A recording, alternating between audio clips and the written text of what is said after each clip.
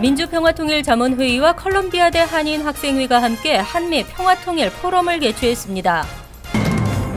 트럼프가 대통령에 취임하기 전 75만 명의 불체 청소년들에 대한 사면이 요구되고 있습니다. 드블라주 뉴욕시장과 트럼프 당선자가 어제 비공개 만남을 가졌습니다. 한인이 트럼프 내각 교육부 장관 후보에 올라 기대감이 커지고 있습니다. 12월 금리 인상 가능성이 올 들어 최고치로 나타났습니다. 이상은 이 시각 주요 뉴스입니다.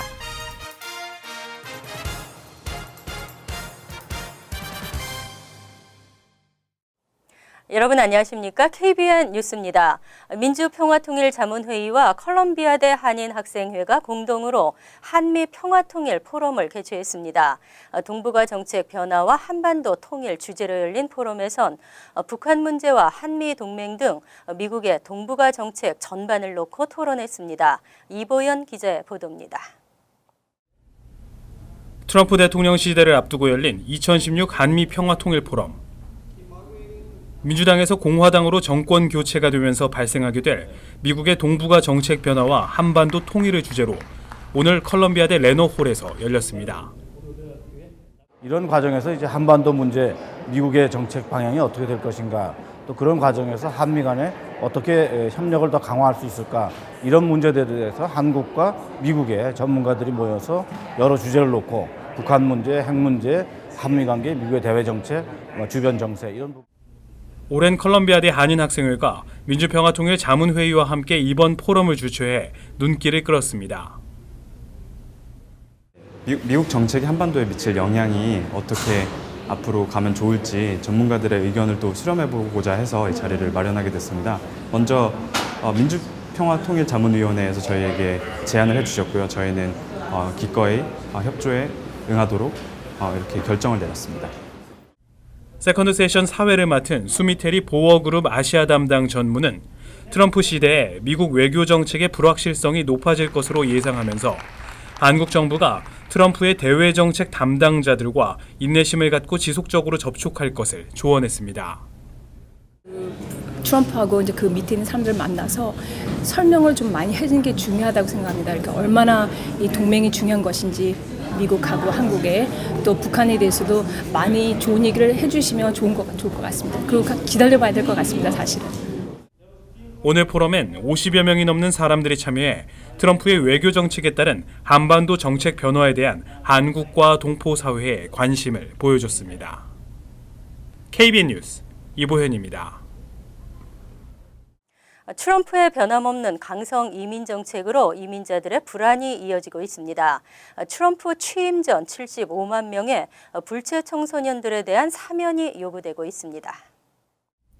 75만 명에 달하는 불법 체류 청소년들이 지난 2012년 추방유예를 받았습니다. 한인 청소년도 8,600여 명이 포함된 것으로 집계됐습니다. 하지만 트럼프 당선자는 내년 대통령에 취임하게 되면 청소년 추방유예를 비롯해 오바마 대통령이 재임 중 단행한 이민개혁 행정명령을 즉각 중단시킬 것이라고 공언하고 있습니다.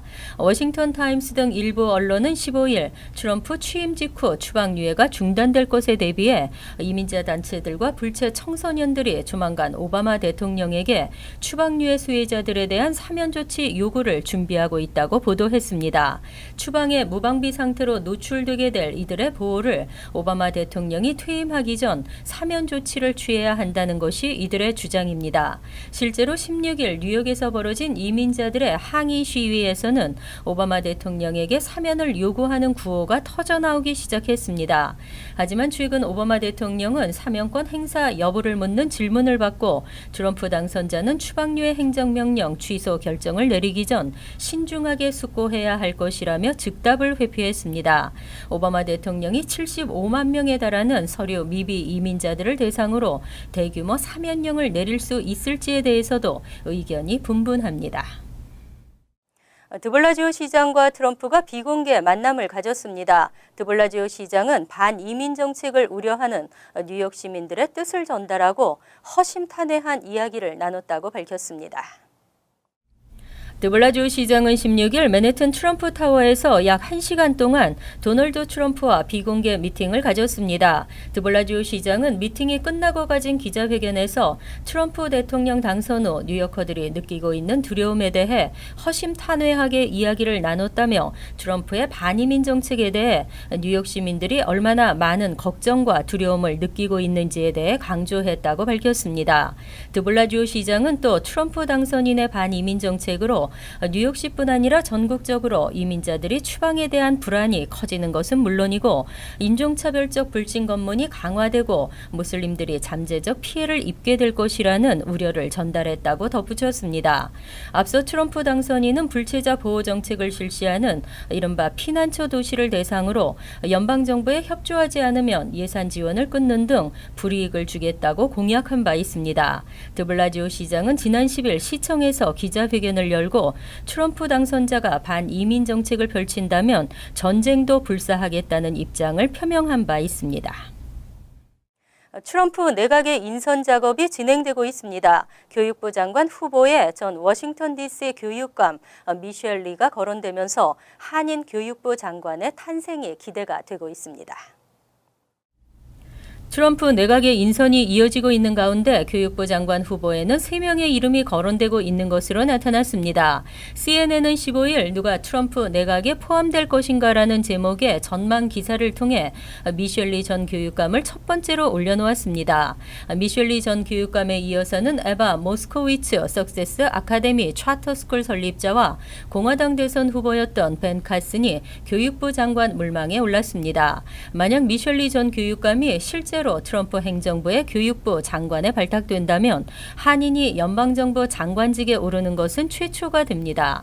현재 연방정부 한인 최고위직은 부차관급으로 제니퍼 이 씨가 올해 초 연방보훈처 부차관에 선임됐었습니다. 그 이전에는 고경주 전 보건부 차관보, 리아서 전 내무부 차관보, 전신혜 전 노동부 여성국장, 강영호 전 백악관 장애위원회 위원, 고홍주 전 국무부 법률 고문 등이 있습니다. 한편 미셸 리 전 교육감은 지난 2007년 워싱턴 DC 교육감에 취임한 뒤 과감한 공교육 개혁 정책을 펼치면서 명성을 떨쳤습니다. 기준금리 연내 인상에 힘이 실리고 있습니다. 불과 2주 전만 해도 부정적이었던 연내 기준금리 인상은 트럼프 당선에 따른 공약과 물가 상승에 기대가 높아지면서 인상 가능성도 높아졌습니다. 다음 달 금리 인상 가능성이 올 들어 최고치인 94%로 나타났습니다. 11월 초까지만 해도 전문가들은 12월 금리 인상 확률을 68%로 제시했었습니다. 더구나 대선에서 도널드 트럼프가 승리하게 될 경우 그 가능성이 더 낮아질 것으로 내다봤습니다. 하지만 정작 트럼프 당선이 확정되자 12월 금리 인상이 확실시되는 분위기입니다. 대규모 인프라 투자 등 재정 지출 공약으로 물가 상승 기대가 높아지면서 연준의 금리 인상 속도도 빨라질 것이라는 관측 때문입니다.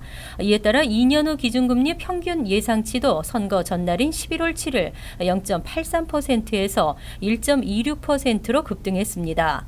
올드 뮤추얼 글로벌 인베스터스 마크 내시 글로벌 채권 책임자는 블룸버그 TV와의 인터뷰에서 트럼프 경제 정책이 세계 경제에 상당한 통화 재팽창, 즉 리플레이션 효과를 가져올 것이라며 연준의 금리 인상 횟수가 더 늘어날 것이라는 전망이 반영되면서 미국 국채 수익률이 앞으로 더 오를 것으로 전망했습니다. 연준의 금리 인상 결정에 가장 큰 영향을 미치는 물가 상승률도 이런 전망에 힘을 싣고 있습니다. 트럼프 대통령 당선인의 정권 인수위에 깊숙이 관여하고 있는 미국 보수 싱크탱크 헤리티지 재단은 북한이 핵무기를 8개 보유한 것으로 추정했습니다. 전 세계 핵무기 보유량은 최고 3,582개로 집계됐습니다. 보도에 지한샘 기자입니다. 헤리티지 재단이 지난 16일 발간한 2017년 미국 군사력 보고서에서 북한은 8개의 핵무기를 보유하고 있는 것으로 분석했습니다. 핵무기를 보유한 국가는 8개국으로 미국이 1,797개로 가장 많고 러시아 1,582개, 프랑스 290개, 중국 250개, 영국과 파키스탄이 각 120개, 인도와 이스라엘 각 110개 등입니다. 보고서에서는 북한이 2016년까지 20개의 핵무기를 확보할 수 있다는 로스엘라모스 핵연구소의 예측과 최악의 경우 2020년께 북한의 핵무기가 최대 100개에 달할 수 있다는 미 존스 홉킨스 한미연구소 38로스 팀의 분석도 병기돼 있습니다. 보고서는 북핵 위협과 관련해 올해 2차례의 핵실험과 탄도미사일 발사 시험, 북한의 잇따른 도발적 언사 등을 구체적으로 나열하면서도 북한의 위협 수준을 심각에서 높음으로 한 단계 낮췄습니다.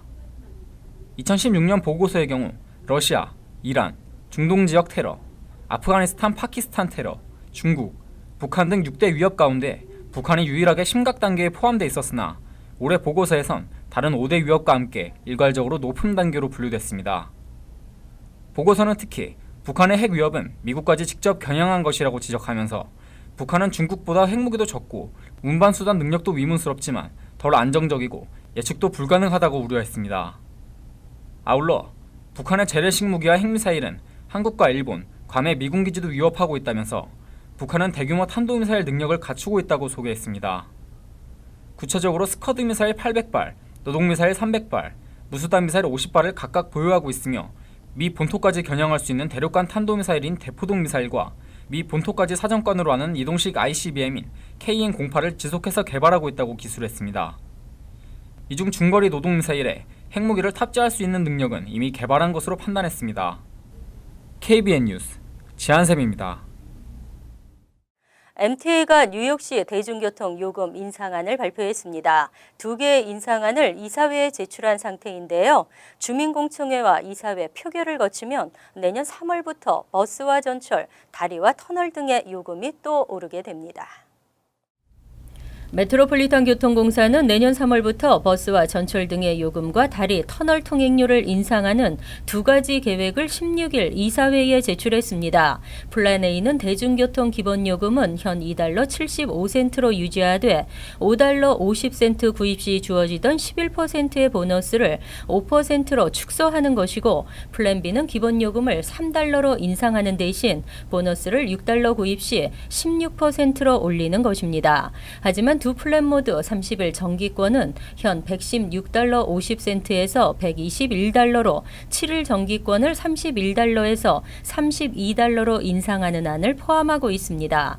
이와 함께 MTA가 관리하는 다리와 터널의 통행료도 오릅니다. 로버트 케네디 브릿지, 와이스턴 브릿지, 휴 캐리 터널, 트롱스넥 브릿지, 미타운 터널 통행료는 이지패스를 이용할 경우 현 $5 54센트에서 $5 76센트로, 현금으로 납부할 경우 50센트 오른 $8 50센트를 내야 합니다. 베리자노 브릿지는 $1 올라 $17로, 롱아일랜드 레일로드와 메트로놀스도 평균 3.75% 오릅니다. MTA는 12월부터 9차례에 걸쳐 주민공청회를 개최하고 내년 1월에는 이사회 표결에 붙여 통과되면 시행은 내년 3월 19일부터로 예정하고 있습니다. 시의회가 뉴욕 시립대 학비 무료화를 본격 추진하고 있습니다. 어제 이를 위한 태스크포스 구성 조례안이 통과되면서 급물살을 탈 것으로 전망됩니다. 뉴욕시 의회가 16일 퀸이 학비 무료 방안 검토를 위한 태스크포스 구성을 골자로 하는 조례안을 통과시켰습니다. 민주당 이네즈 바론 의원이 지난 4월 발의한 이 조례안은 13명으로 구성되는 태스크포스를 만들어 학비 무료화를 위한 타당성을 검토하고 관련 방안을 마련하는 것이 골자입니다. 13명 위원회는 공의공호관과 시의장 또는 이들의 대리인이 꼭 포함되어야 하고, 나머지 위원 중 7명은 시장이, 4명은 시의장이 임명하도록 되어 있습니다. 여기에는 퀸이 이사회와 교육재정 전문가, 학생 대표 등이 총망라되어야 합니다. 태스크포스는 조례 통과 후 90일 내에 조직되어야 하고 내년 10월 15일까지는 퀸이 학비 무료화에 대한 보고서를 제출해야 합니다. 한편 퀸이는 과거 무상 학비 제도를 시행했다가 지난 1976년부터 학비를 부과하고 있으며 올 가을 학기 기준 풀타임 학생 학비는 4년제 경우 연간 $6,330, 2년제는 연간 $4,800입니다.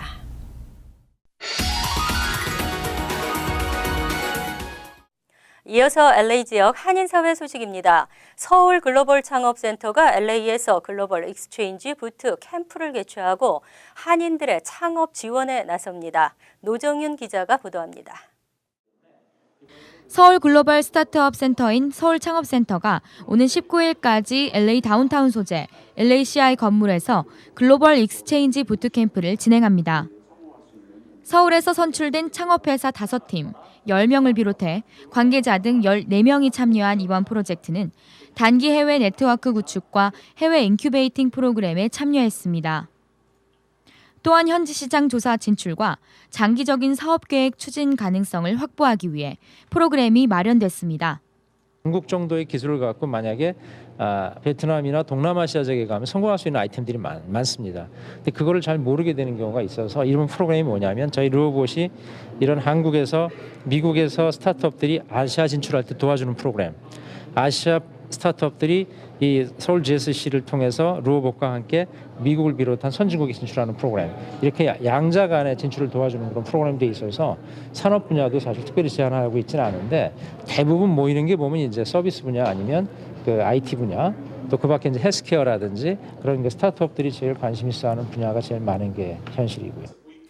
이번 프로젝트는 대한민국 서울시가 지원하며 루어보스 비즈니스 인큐베이팅이 운영하는 서울 글로벌 창업센터와 LA CI에 의해 진행되고 있습니다. 한편 이번 행사와 관련해 LA CI의 프레드 월티 CEO와 서울 글로벌 창업센터 센터장인 박광혜 회장님의 MOU 협약식을 갖는 시간도 마련됐습니다. 최근 들어 한국과 미국과의 경제 교류가 활발해지면서 미주 사회의 경제에도 청신호가 켜지고 있습니다. TVK 뉴스 노정윤입니다. 지난 9월 불이 난 토렌스 지역의 정유 공장에서 또 화재가 발생해 주민들의 불안감이 높아지고 있습니다. 토렌스 소방국은 어제 오후 4시 30분쯤 토렌스 190가 스트릿 3700블락에 위치한 정유 공장에서 화재가 발생했다는 신고가 접수됐다며 불길은 20여 분 만에 진압됐다고 밝혔습니다. 이번 화재로 인한 부상자는 없는 것으로 알려졌지만 잇따른 정유 공장의 화재로 주민들의 불안감도 커지며 시 당국 차원에서 확실한 안전 대책을 마련해야 한다는 지적이 나오고 있습니다. 한편 전문가들은 이번 화재로 인근 지역의 가솔린 공급에 차질이 발생할 수 있는 만큼 당분간 가솔린 가격이 상승할 것으로 전망했습니다. 월드리포트입니다. 전 세계 유명 음식을 즐길 수 있는 비행기 레스토랑과 팬더 우리에 들어가 순환을 당하는 남자, 70년 만에 처음으로 드라큘라 성에 들어가 관 속에서 자는 여행객도 만나보시겠습니다. 도심 한복판에 비행기 한 대가 서 있습니다. 에스컬레이터를 타고 올라가면 여느 공항처럼 수속대가 나오고 비행기 표까지 발권해줍니다. 그런데 승무원의 안내를 받고 들어간 기내에는 비행기 좌석이 아닌 식당이 있습니다. 整个感受挺好玩的，我觉得这餐饭吃完了，我总觉得可以到达另外一个地方。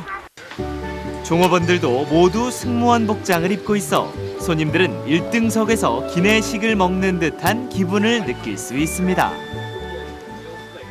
수명이 다한 노후 비행기를 사들여 좌석을 가죽 소파로 바꾸는 등 식당으로 개조하는 데 들어간 비용은 무려 60억 원이나 됩니다. 本来我们做这个事情也不是说为了去挣噱头也不是说为了去赚多少钱，主要是完成自己的一个梦想。 메뉴는 프랑스와 러시아 요리, 가격은 1인당 7만 원 선입니다.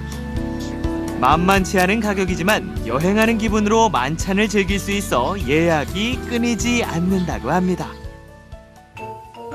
중국 난창의 동물원. 한 남자가 판다 우리로 들어가더니 곤히 잠든 판다 앞에 서서 약을 올리기 시작합니다. 참다 못해 일어난 판다. 결국 남자의 다리를 붙잡습니다. 남자가 도망가려는데도 끝까지 놓아주질 않습니다. 판다를 쓰다듬으며 애원도 해봤지만 소용없습니다. 120kg의 거구인 판다는 도전자를 깔아뭉개며 레슬링 경기의 한 장면을 연출합니다. 여자친구의 환심을 사기 위해 호기롭게 판다 우리에 들어갔던 남자는 오히려 세계적인 망신만 당하게 됐습니다. 루마니아 트란실바니아의 드라큘라 성. 해가 질 무렵 성에서 하룻밤을 지낼 행운의 주인공들을 태운 마차가 들어옵니다. 바로 8만여 명의 지원자를 물리친 캐나다인 남매입니다. Enter freely, go safely, and leave some of the happiness that you bring. 드라큘라 성이 숙박객을 받아들인 건 70년 만에 처음 있는 일입니다. After Catacombs and after Dracula's Castle, we really want to own this holiday. I think it's great if we can make this a tradition and every year choose a new different location. 방 한가운데는 침대로 사용할 관 2개가 있고 곳곳에 켜진 촛불은 으스스한 분위기를 더합니다. On his way out, he had heard these footsteps behind him. And he said he could feel the evil. The sun has just gone down and the witching hour has begun. 손님들은 진짜 드라큘라가 된 기분을 한껏 맛보며 평생 잊지 못할 오싹한 밤을 보냈다고 합니다. 간추린 소식입니다. 지난주 뉴욕 주립대 제네시오 캠퍼스 기숙사 외벽에서는 트럼프라고 적힌 그래피티와 나치를 상징하는 무늬 등이 발견됐습니다. 뉴욕주는 트럼프의 대통령 당선 직후 이어지고 있는 이민자 차별 문제 근절을 위해 차별 혐오 범죄 신고 한라인을 개설했습니다. 쿠오모 주지사는 차별 관련 모든 사건들을 철저히 조사해 법의 심판을 받게 하고 뉴욕주 주민들이 안전하게 보호받을 수 있도록 최선을 다할 것이라고 말했습니다. 뉴욕 코리아 센터 입찰 마감일이 당초 16일에서 23일로 연기됐습니다. 문화원에 따르면 16일 현재 5개 업체가 접수를 마쳤으며 이 중에는 한인 건설업체도 포함된 것으로 알려졌습니다. 하지만 구체적인 업체명과 제시 액수에 대해서는 아직 알려지지 않고 있습니다. 뉴욕 코리아 센터는 2017년 완공을 위해 올해 말에는 시공사 선정을 완료하고 첫 삽을 뜬다는 계획입니다. 16일 오전 링컨 터널에서 3중 추돌 사고가 발생했습니다. 이날 오전 8시 30분쯤 뉴저지 방면 링컨 터널 노스튜브에서 2014년형 캐너스 대형 덤프 트럭이 BMW SUV 차량을 들이받았습니다. SUV 차량은 이 충격으로 앞에 있던 벤 차량을 추돌했습니다. 이 사고로 뉴저지와 뉴욕 방면 링컨 터널 운행이 모두 마비됐고 사고 직후 일부 구간 또한 통제되면서 30분에서 1시간가량 통행이 지연됐습니다. 나소 카운티 의회 공화당 의원들은 지난 14일 신호 위반 등 교통 법규를 위반할 경우 납부해야 하는 범칙금을 현행 $105에서 $55로 인하하는 예산 개정안을 제출했습니다. 개정안은 또 주차 위반 티켓에 대한 추가 벌금 $105도 없애기로 했습니다. 세수 손실도 예상되지만 비즈니스 업체들의 소득을 정확히 파악하고 세금을 확보하면 이를 보전할 수 있다는 분석입니다. 환율과 증권 소식입니다.